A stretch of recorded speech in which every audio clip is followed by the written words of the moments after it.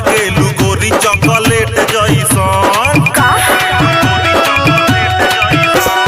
लागेलू गोरी चॉकलेट जइसन लागेलू गोरी चॉकलेट जइसन तनी चीखे तो बाटे सवाद कइसन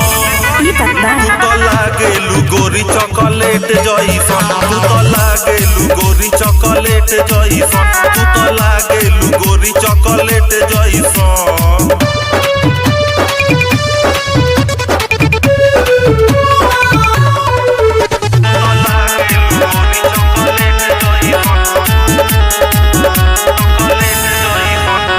गजब के चाल बाटे गजब के देवर चीखे मत सवाद हो कवन फ्लेवर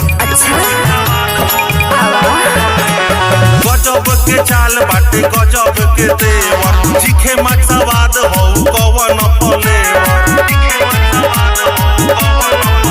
काल लागेला तोहर केक जइसन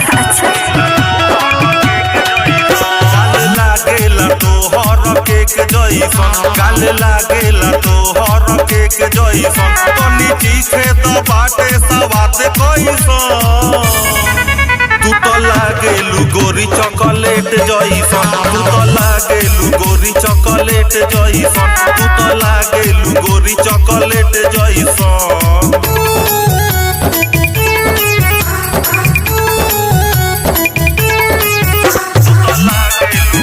म्यूजिक बाय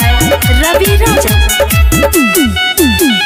इंस्टा पे रोजे रोजे डाले लू तू रील हो गजब गजब के देखावे लू तू फील हो